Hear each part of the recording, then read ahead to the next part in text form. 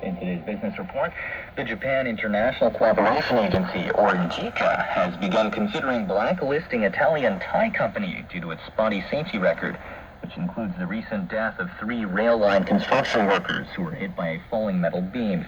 Interim Governor of State Railway of Thailand, SRT, Anon Leung Boriboon, has led on that JICA, which is the loan source for the Red Line Railway extension, has moved to consider blacklisting Italian Thai company after a metal beam fell and killed 3 construction workers on April 28th. The blacklisting could impact all projects by the company invested in by JICA, which has noted the developer has several cases of fatal or major accidents. In March, a metal beam from the Green Line Railway project, also handled by Italian Thai company, fell and damaged an automobile. SRT has called a meeting on future precautions against such incidents, as well as the proper punitive measures to take. Italian Thai company is already being held responsible for all damage caused to do with the 3 deaths. Metropolitan Police Chief, Police Lieutenant General Ma Tawon, has already led on. More than 2 people will be arrested for the negligence that led to the accident at the Red Line, including the project's on-site engineer. Debris from the incident has already been cleared from the area.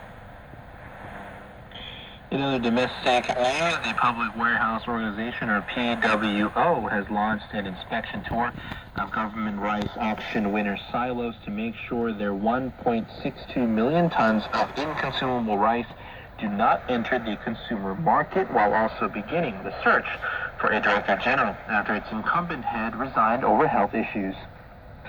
Chairman of the PWO Board, Police Lieutenant General Kraibun Suatsong, announced that PWO agents will be inspecting the silos and warehouses of organizations that purchase rice through the most recent inconsumable rice auction. They will be looking to see that the stockpiles match purchases, paying particular attention to those that are underweight to ensure the degraded grains are not being put to market. The office will be monitoring the rice throughout its use to protect consumers from purchasing it for food. The PWO recently allowed its Director General, Police Captain Sutam Chiaprakokit, to resign after he cited health problems. It has now announced the vacancy and will be selecting a new head over the next 2 to 3 months. The organization has also approved a 5 million baht budget for Thammasat University to study developments to the Thonburi 1 warehouse, which is located next to the Chao Phraya River. The enhancements are to better the PWO's income and may involve expert consultation. In other matters, the Office of Industrial Economics, or OIE, has indicated that the Manufacturing Production Index, or MPI, for April reached this year's highest figure so far, and that the government's paddy exports have received good responses from several markets. OIE Deputy Director Widasak Supaprasad has revealed that the MPI figure for April 2017 hit 124.46, higher than the same month in the previous year's figure of 101.83, indicating a stronger industrial sector. He pointed to the steel industries doing particularly well thanks to orders spurred by the government's infrastructure development projects. Other industries show better performance include the frozen chicken meat industry, with increased domestic sales and exports, and the hard drive industry, due to the return of orders after a decrease last year. On state rice exports, Department of Foreign Trade Deputy Director General Kirti Ratchanol reported in-stock rice auctions for non-consumption grains have garnered 21 qualified bidders from 22 applicants.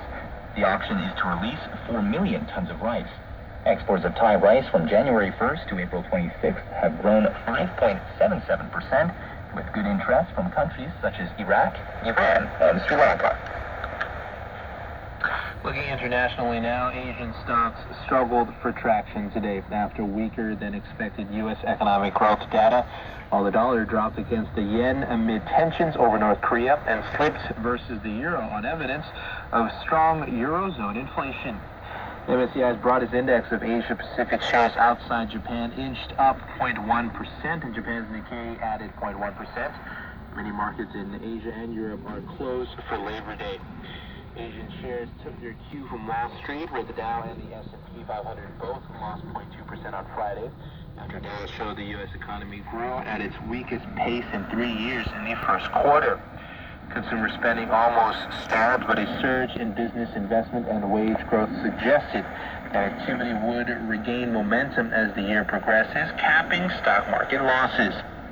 Asian markets were little fazed by China's official manufacturing survey on Sunday, which showed growth in the country's factories slowed more than expected in April to a 6-month low.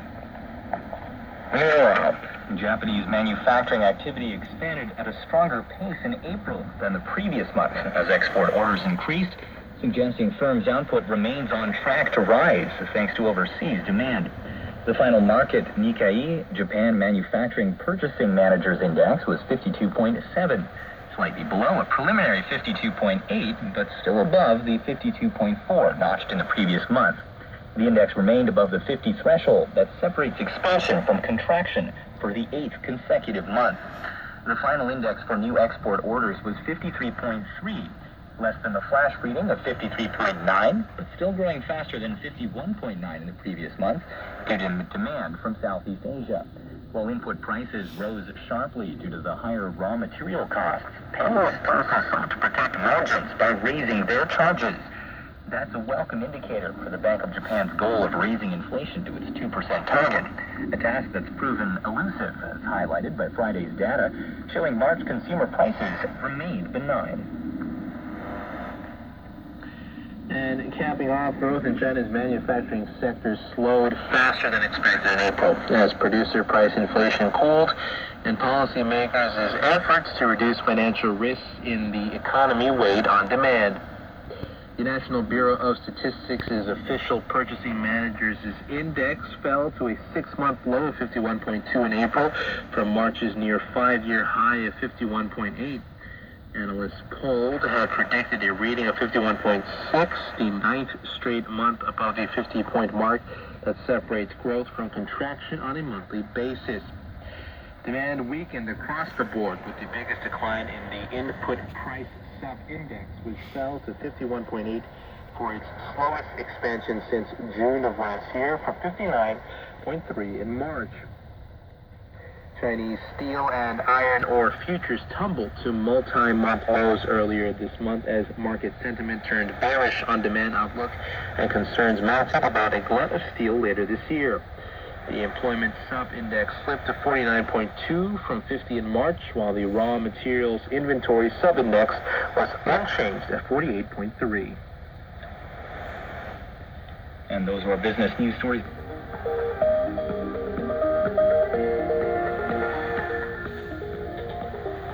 Radio Thailand's news, broadcast from the Public Relations Department of the Royal Thai Government on AM 918, FM 88, FM 95.5 and FM 107.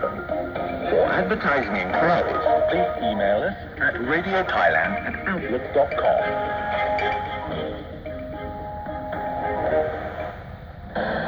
Special report.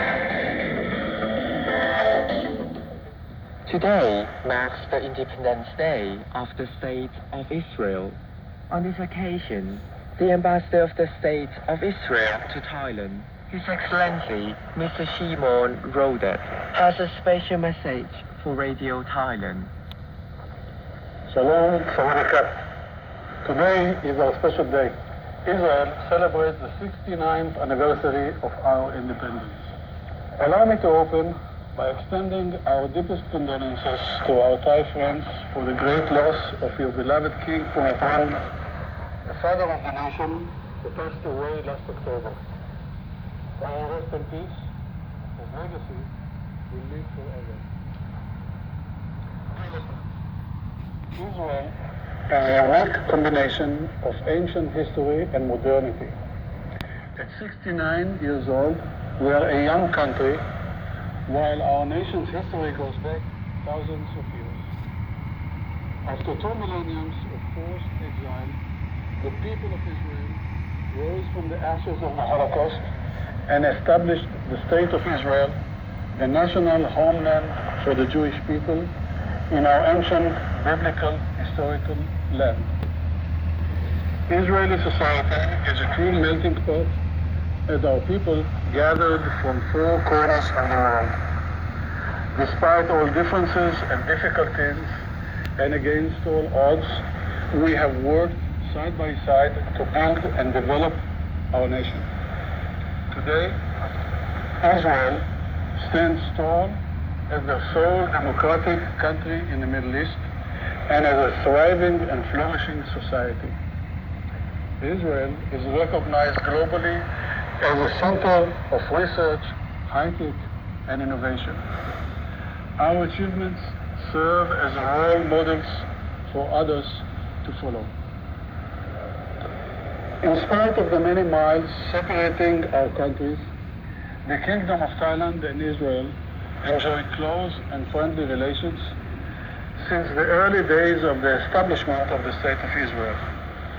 We have shared with our Thai friends our accumulated knowledge and hard-earned experience in areas like agriculture, water management, education, and more. These days, as Thailand is progressing and modernizing towards the next level of development, what is called Thailand 4.0, Israel is contributing in areas of innovation, education, and development of startup ecosystems. As we speak, Israeli experts are collaborating with Thailand National Innovation Agency in setting up the first accelerator for Thai startups in Bangkok. These Israeli experts are mentoring and consulting Thai startups in making their first steps into the market.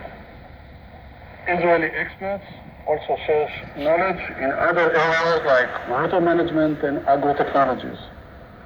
Our governments have just concluded the drafting of an agreement on cooperation in agriculture to be signed in the near future by the respective Minister of Agriculture.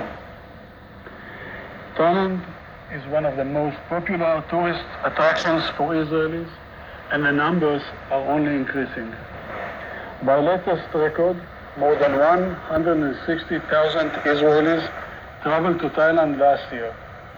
This represents 2% of the entire population of Israel coming to Thailand every year. Can you imagine this?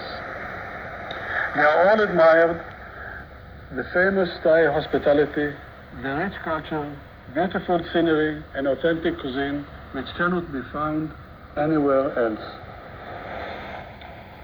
I wish that our good and friendly relations will continue to flourish in the years to come and the bond between our peoples stay strong. Dear listeners, let me end by extending our warmest congratulations to His Majesty King Maha Vajiralongkorn Bodin Pratep Piawarankun for his ascension to the throne. We humbly wish His Majesty and the royal family good health and success for the well-being and prosperity of the people of Thailand. Khapun Kap, thank you. Toda Rabah.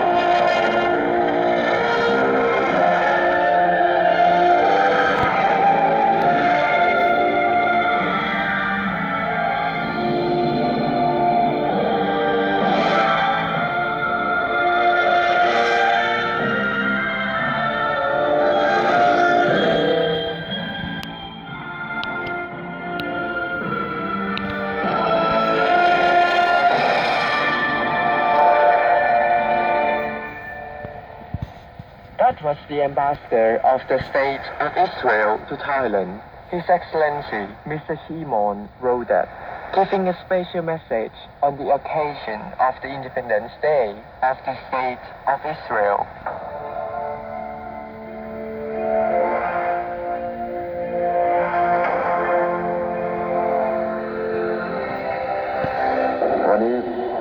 เป็นพิธีเริ่มการทดสอบระบบรถไฟฟ้าโครงการรถไฟฟ้าสีม่วงช่วงบางใหญ่เตาปูนมาแล้วก็มีพิธีฉลองพระราชการเจาะอุโมงค์รถไฟฟ้ารอดแม่น้ำเจ้าพระยาของสายสีเมืองต่ออย่างวันนี้ด้วยก็ถือว่าเป็นโครงการที่มีประโยชน์นะครับ For decades, citizens of the Thai capital of Bangkok have suffered under heavy traffic. The government of General Prayut Chan-o-cha has made freeing up the roads of the nation's biggest city one of its main concerns, understanding that as the kingdom's political, financial, and social center, having an efficiently functioning Bangkok with unimpeded residents benefits the entire nation. To remedy the situation at its source, the government called for the drafting of a new road and bridge plan for Bangkok and its vicinity. The new network of roads and bridges will allow for greater flows of vehicles with a total of 344 kilometers of added roadway with 107 extra bridges and tunnels. 5 more crossings for the Chao Phraya River will also be constructed so that the waterway can be crossed in areas throughout Bangkok, removing the need for drivers to crowd onto limited existing bridges. Other plans to alleviate traffic in the capital include the purchase of 3,183 natural gas vehicle or NGV buses, which will serve as an alternative mode of transport for residents. The buses have the added benefit of also being environmentally friendly, as they produce less pollution than diesel and benzene buses. The state acquired over 400 such buses in 2015 and will complete its fleet over the coming years. Most importantly, the city is to have 10 more electric train lines that will not only remove traffic from many areas, but open up a fast and cost-effective way for citizens to travel around the city. With connections that extend to outer Bangkok areas such as Samut Prakan and Nonthaburi, the 10 more lines are a major part of the plan to remedy traffic in the capital city.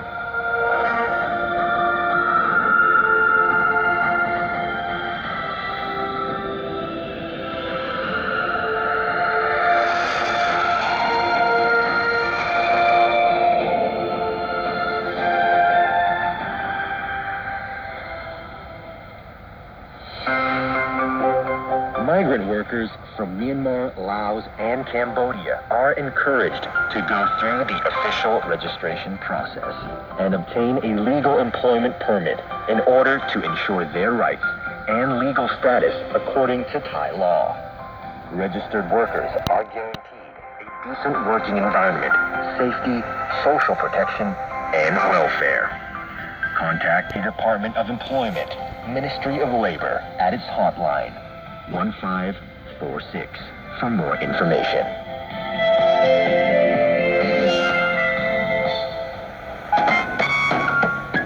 Hey guys, it's Mr. Expert. Did you know that swimming is one of the best exercises for you? When people talk about the exercise, one of the most often repeated comments about swimming is swimming is an ideal form of exercise if you're dealing with injuries. For example, if you're a runner and your knees can no longer endure the impact of running, swimming will be a more manageable way to get your daily exercise. Swimming also allows you to gradually increase your heart rate, your blood circulation, and warm up your muscles. As a form of exercise, swimming can be very meditative. It may be very soothing and relaxing for you to swim laps at a leisurely pace or float on. There are so many things in the world around you that you may not know, but I do. I'm Mr. Expert.